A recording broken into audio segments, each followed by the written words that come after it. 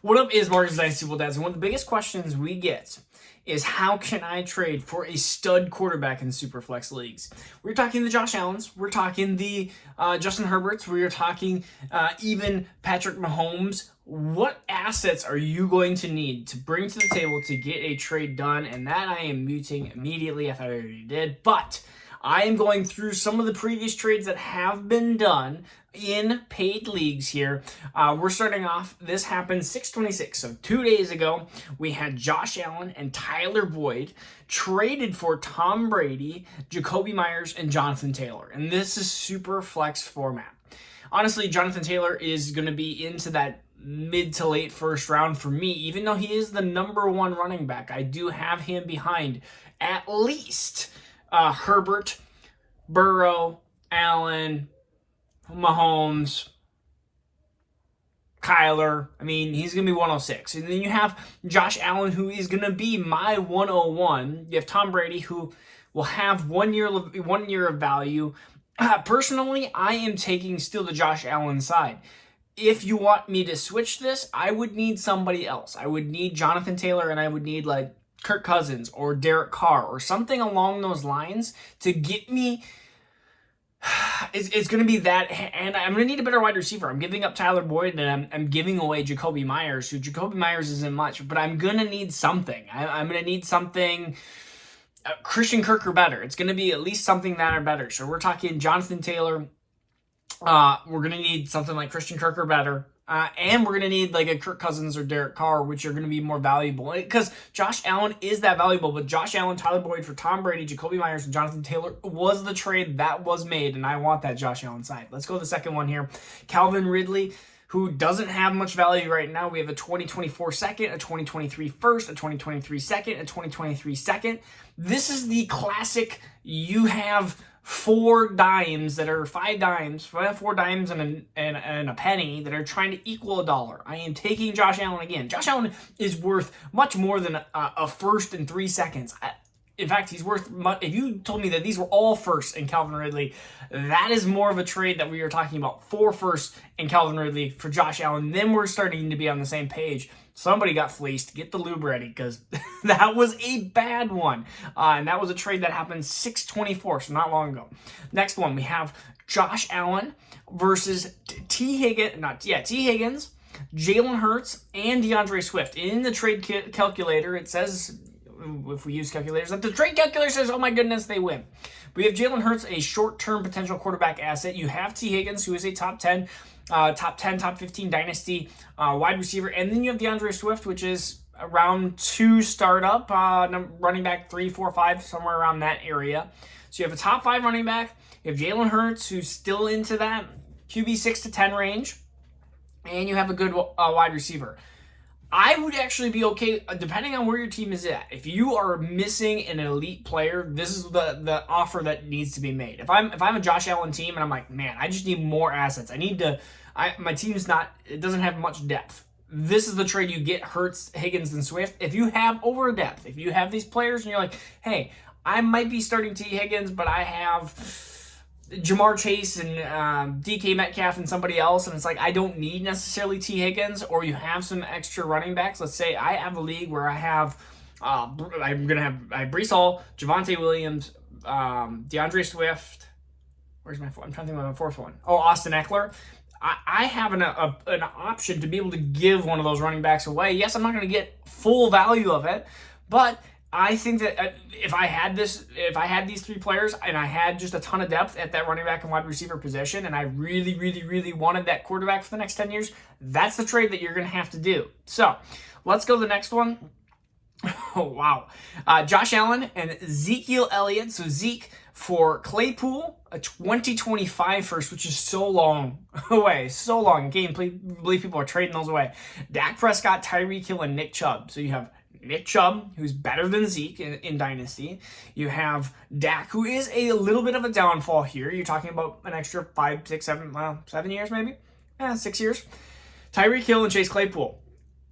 It's one of those, I think that's an overpay for Josh Allen. It's going to be one of those things that's what you're going to have to do, though. That's what you're going to have to pay. And so I'd be okay trading away Josh Allen in this case and Josh Allen and Zeke, and returning and getting Chubb, Hill, Chase Claypool, Dak Prescott, and a 2025 first, which at this point is not worthless. It's just, it's so far in the future that I'm not really thinking about the first. I'm not even thinking about it having any value. It's just kind of a bonus. I could maybe even dump that 2025 first for something, hopefully soon.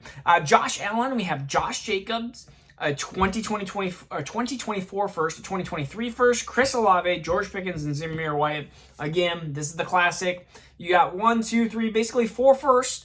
2 of them being late because you got Chris Olave and George Pickens, but you don't get to pick your players.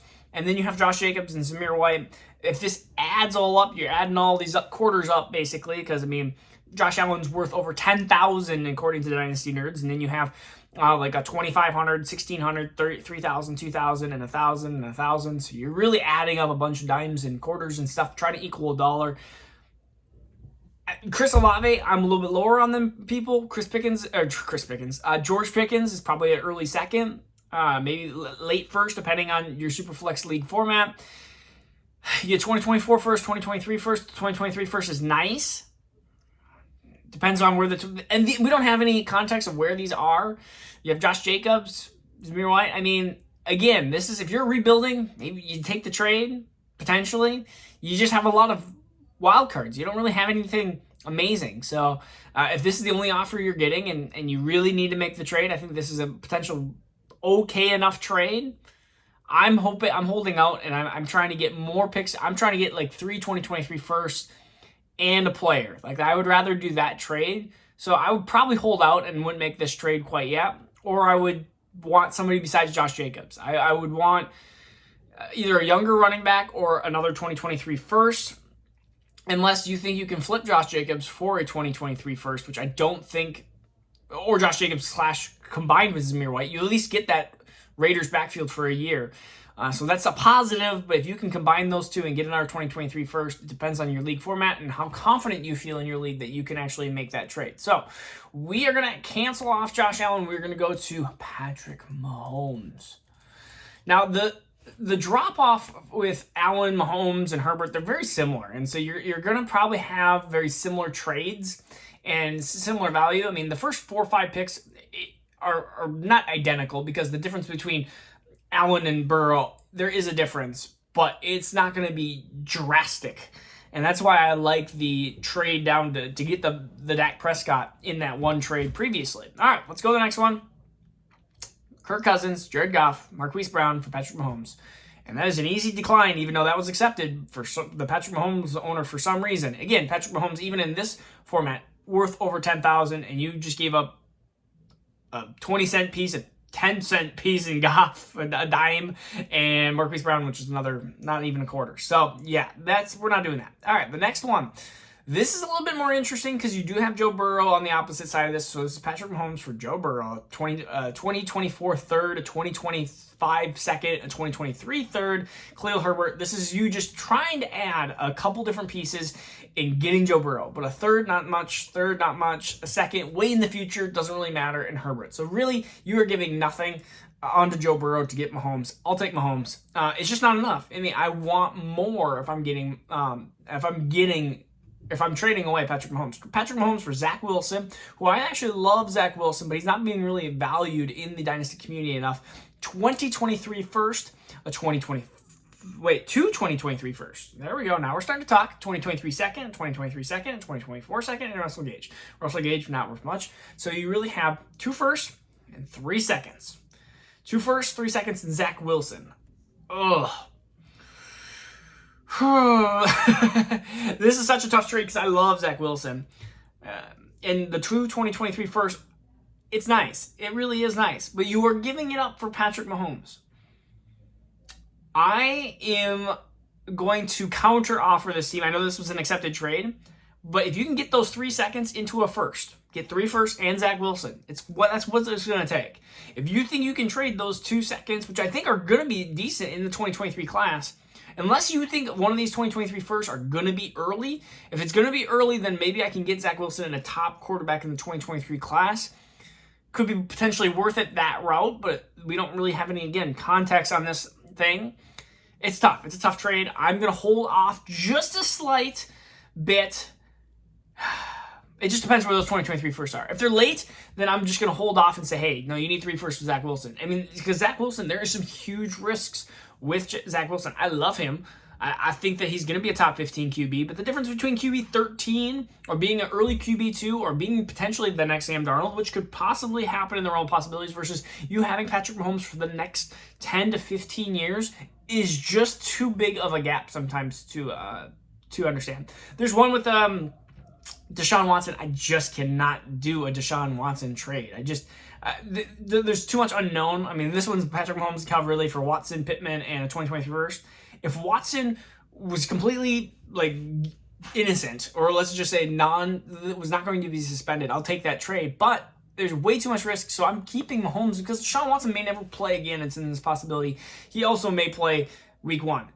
There's so many different possibilities in his, I guess you'd say, his repertoire. All right, let's go to the next one. Let's go to the next player.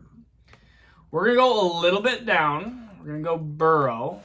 I'm going to skip Herbert because Burrow is kind of right into that mid-first area, and he's been going up a lot. And then, of course, Burrow, the trade popped up with, trying to find one that's just Joe Burrow. There we go. Joe Burrow for Saquon and 2 firsts, 2024, 2023. I will take Joe Burrow. Saquon Barkley, we don't know. I mean, his value is just dropping, and if he performs bad, I mean, you have two firsts, but really, this is one of those things. In general, what I'm coming to the conclusion of is you need, for Burrow, 3 firsts plus a little bit. I mean, that's what you really need in Superflex. If you want Josh Allen, if you want Patrick Mahomes or Justin Herbert, you're really looking at 4 firsts, potentially close to 5 firsts, which sounds ridiculous, but imagine having Drew Brees. Imagine having Peyton Manning, Tom Brady on your roster in Dynasty for the next 10, 15 years. These guys are young enough where it's easily possible to happen. You're looking at an asset you just can't replace. There's going to be a lot of these quarterbacks from 6 to 16 that you're going to see kind of revolve over and over and over again. But you're going to see the top elite players continue every single year. Imagine getting Aaron Rodgers 10, 15 years ago in Dynasty. He's had so many quarterback 1 overall finishes, quarterback 2 overall finishes. Like, you just cannot. Yeah, you can't say they're just irreplaceable. They really are. And so when I'm looking at a lot of these trades, and I've seen people go, what, wait, 4 or 5 first? I mean, Jonathan Taylor is even going for 3 first.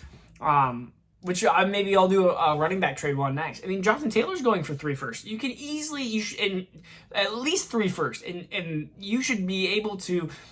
I think picks are great and all, but the next quarterbacks, you never know. You could have Tua, who has had all the hype in the world, and actually was drafted ahead of Herbert. And look where Tua is at. He's been stuck into kind of middle phase. You just never know when you're going to hit that golden type of player. And there might not be a great elite quarterback for the next couple of years. We might have kind of used up all of our elite quarterbacks over the last few years here. Trevor Lawrence. I mean, we had all the hype in the world again for him, and look what happened there. So it sounds ridiculous, but I am not trading an elite quarterback unless I am getting a king's ransom, and I want the king's ransom. So again, let me know what trades that you have seen with we'll call them the big 5, which is Herbert, Mahomes, Allen, Burrow, and Kyler Murray. Let me know what you have seen trade-wise with one of those 5 players. It's going to be very, very difficult to see any of those guys go. All right, this is Marcus Dynasty with that. Peace out. We'll see you again tomorrow.